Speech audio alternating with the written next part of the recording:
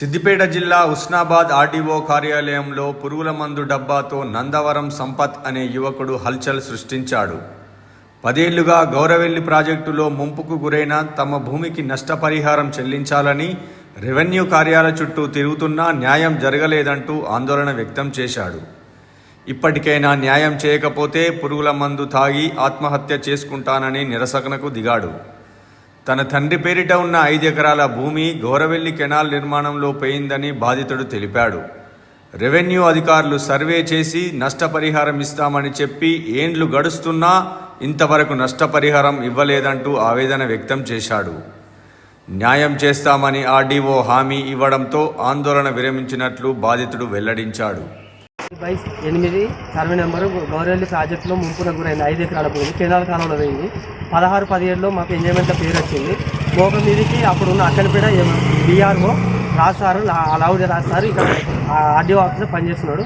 ఆయనే ఫీల్డ్ ఎంక్వైరీకి మోక మీదకి వచ్చి పడవు ఉన్నది, మీది దున్నలేదు, మోక మీద అయితే ఉన్నది, నీ పేరు మీ తండ్రి పేరు మీద నందార వెంకటయ్య పేరు మీద ఉన్నది ల్యాండ్ అని చెప్పి విజయం చేసి ఆర్డీఓ ఆఫీసులో చెక్ మేళ మీద పిలిస్తే మా నాన్న డెత్ సర్టిఫికెట్లు, వారసత్వం సర్టిఫికెట్లు భూమికి సంబంధించినవి 2001 నుండి 2014 దాకా ఉన్న కాయిదాలు పెట్టి దాని మీద నేను సైన్ చేయడం జరిగింది.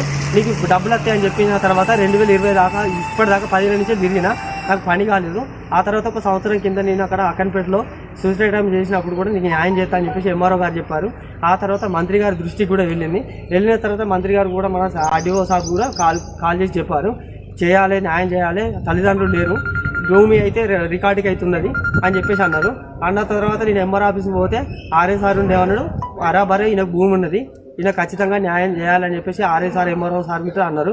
వాళ్ళు నన్ను పట్టుకుని పోయి ఎంక్వైరీ చేసిన తర్వాత ఇతనికి భూమి పట్ట ఉన్నది, ఇతని పైసలు ఎవరు కూడా తీసుకోలేదు, ఎవరి దగ్గర కూడా దస్తపత్రాలు చూపలేదు, ఇతనికి జెన్యున్ క్యాండిడేట్ 5 ఎకరాల భూమి అని అంటే నేను అవార్డు కాపీ తీసుకున్నా. ఇందులో అవార్డు కాపీ తీసుకున్న ప్రకారంగా చూస్తే ఒకరికి 25 గుంటలు, ఒకరికి 5 గుంటలు పోగా ఇంకా 4 ఎకరాల 10 గుంటల భూమి ఉన్నది. దానికోసం ఇప్పుడు నేను ఆర్డీఓ గారి దగ్గరికి వచ్చి సార్ న్యాయం చేయండి సార్ అని చెప్పేసి పత్తి డబ్బా పట్టుకొని వచ్చి దండం పెడతాను సార్, కాలు మొక్కుతా దండం పెడతాను, నాకు తల్లిదండ్రులు లేరు, నాకు న్యాయం చేయండి సార్, నాకు ఇవ్వలేరు, నాకు ఈ యొక్క ల్యాండ్ అనేది నాకు ఆధారం, నా పేరు మీద 5 ఎకరాలు మా నాన్న పేరు మీద. ఒకసారి మీకు కూడా కొంచెం డౌట్ ఉంటే మీడియాకు నేను చూపిస్తున్నా. నందారపు వెంకటయ్య 5 ఎకరాలు డిఎస్ పెండింగ్ డిజిటల్ సైన్, ఇది ఒకటి. ఇంకొకటి వచ్చేసి కెనాల్ కాలంలో మళ్ళీ 5 ఎకరాలు పోయింది ఇక్కడ కెనాల్ కాలంలో, ఇది ప్రూఫ్.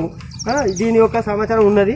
అయితే ఇంత ల్యాండ్ బొంగ ఒకటే నా బాధ, నేను కొన్నామంతా లేదు, నాకు ఇవ్వలేరు. నా నాన్న ఆ ఏళ్ళ 10 ఏళ్ళు కట్టబడుకుని వికలాంగుడు, 10 ఏళ్ళు ఆఫీసుల చుట్టూ తిరిగి మానసికంగా గురై చనిపోయాడు, తల్లి కూడా చనిపోయింది. నా పరిస్థితి అసలు బాధ్యత, నేను ఒక అనాథను. నాకు తక్షణమే ప్రభుత్వం నుంచి నాకు న్యాయం చేయించి కోరాలని మనస్ఫూర్తిగా కోరుకుంటున్నాను. ఇప్పుడైతే ఆర్డీఓ సార్ దగ్గరికి పోతే ఒక మాట చెప్పినారు, నీకు మళ్ళా సర్వే చేయించి చూస్తా, నేను సార్ దృష్టికి తీసుకెళ్తా, నీకు పక్కా న్యాయం చేయించే బాధ్యత నాది, నువ్వు భయపడకు, నువ్వు వణకకు, ఏం కాదు, నీకు ఎవ్వరు లేదు, నువ్వే స్ట్రాంగ్ ఉండాలి, సంపత్ జాగ్రత్త, నువ్వు భయపడక అని చెప్పేసి నాకు గట్టిగా హామీ ఇవ్వడం జరిగింది.